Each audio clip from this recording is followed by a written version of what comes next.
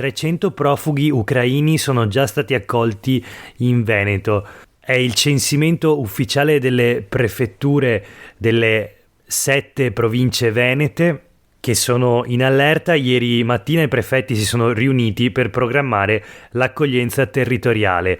Questo è Sveglia Veneto, il primo podcast dedicato all'informazione vista da Nord-Est. Io sono Jack Calcetto, oggi è mercoledì 2 marzo 2022. La prima notizia di oggi è quella che occupa tutte le prime pagine dei quotidiani locali e non solo. Si tratta dell'invasione in Ucraina e di tutte le sue conseguenze. In particolare, appunto, il Corriere del Veneto oggi dedica la seconda pagina agli arrivi. Sono appunto 300 gli arrivi ufficiali dei profughi, 200 sono ancora in viaggio, dovrebbero arrivare oggi in regione. Ricorda il Corriere del Veneto che possono varcare il confine soltanto donne, bambini e anziani che non vengono reclutati per la difesa del proprio paese. Gli uomini invece restano in Ucraina a combattere. Tra i profughi già arrivati in Veneto, in questo caso a Padova, a Rubano, ci sono i 57 orfani di Leopoli, arrivati ieri mattina con 2 autobus privati al seminario minore messo a disposizione della diocesi di Padova, a Rubano appunto, nel Padovano, a pochi chilometri dalla città del Santo. Sono 57 bambini, ragazzi, maschi e femmine. Sono riusciti a scappare dalla guerra grazie all'associazione L'isola che non c'è di Teolo, il cui presidente è andato personalmente a recuperarli. Hanno fra i 7 e i 17 anni, tra di loro ci sono anche con loro ci sono anche 6 educatrici, psicologhe e infermiere, e c'è anche il bimbo di una di loro che ha 3 anni. Hanno percorso quasi 2000 chilometri in un viaggio che è partito da 2 orfanatrofi di Leopoli in mezzo ai bombardamenti, sono passati per Varsavia in Polonia e alla fine appunto sono arrivati a Rubano in provincia di Padova. L'articolo di Serena De Salvador sul Gazzettino di oggi. Sempre sul Gazzettino uno specchietto dedicato all'accoglienza, alla solidarietà che si è attivata sul territorio regionale e in generale a nord-est. Il prefetto di Udine, Massimo Marchesello, dichiara che finora sono stati 700 i transiti di cittadini ucraini in Friuli Venezia Giulia. Si sta lavorando appunto sull'accoglienza con una ricognizione delle strutture alberghiere e alloggiative che potrebbero essere messe a disposizione dei profughi. Nel frattempo la Regione del Veneto ha attivato un conto corrente per le donazioni a sostegno dell'emergenza ucraina. Sono attivati, o meglio resi disponibili, circa 600 posti letto in strutture fisse, ex presidi ospedalieri, e c'è la disponibilità a prendere in carico pazienti bisognosi di cure mediche.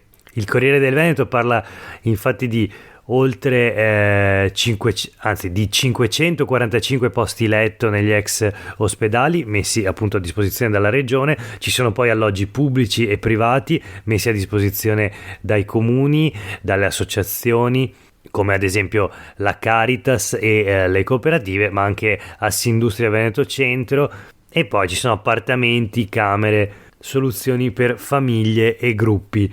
Un lavoro di solidarietà e di accoglienza importante che avviene sotto il coordinamento appunto delle prefetture. Non solo l'accoglienza, ma anche la politica naturalmente si occupa della guerra in Ucraina. Ieri è stata votata una risoluzione bipartisan alla Camera proprio su questo tema, una risoluzione che contiene la previsione dell'invio di armi in Ucraina.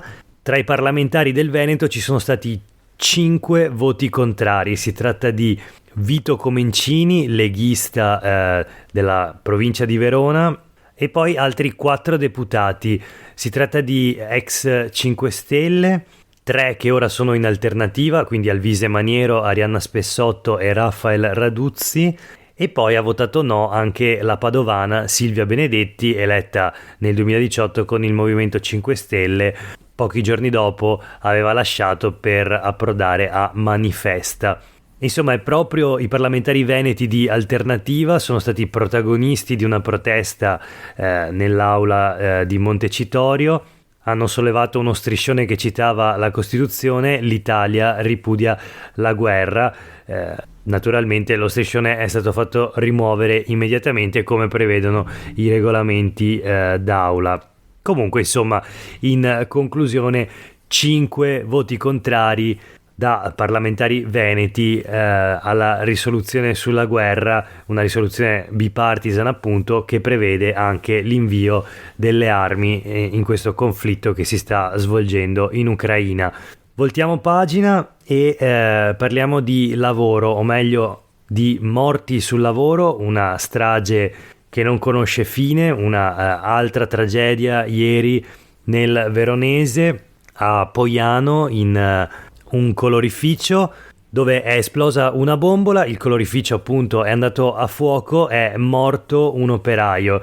La notizia sul Corriere del Veneto di oggi, un articolo di Francesco Sergio che descrive sinteticamente l'accaduto, il fumo nero che avvolge l'azienda, i dipendenti riescono a scappare e mettersi in salvo. Ci sono tutti, sono una cinquantina tranne uno. Si tratta di Graziano Dal Corso, operaio 57enne addetto al reparto smalti.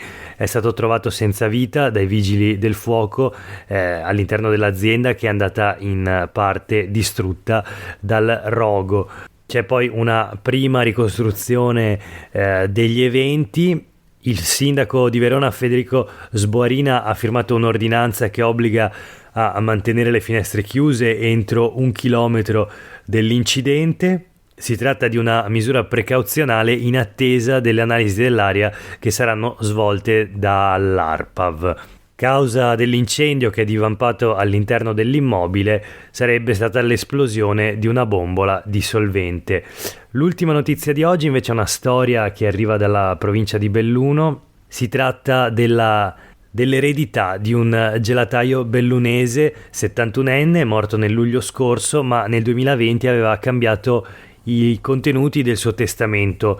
Un'eredità veramente molto importante, centinaia di migliaia di euro in conti in banca, un patrimonio immobiliare milionario che parte dalla Val di Zoldo nel Bellunese e passa per Jesolo, Mestre e arriva fino alla Germania.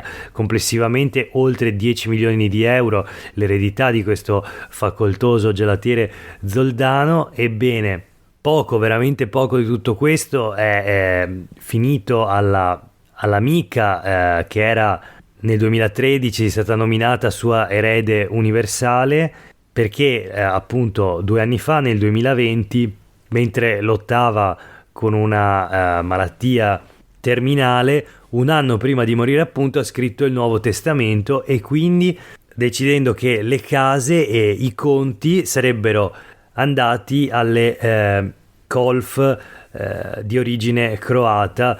Le due badanti appunto di origine croata della famiglia sono 2, e allora è andata una buona parte dell'eredità del gelataio bellunese, che però ha lasciato qualcosa anche al suo comune Val di Zoldo, che ha ricevuto una grossa fetta del suo patrimonio immobiliare.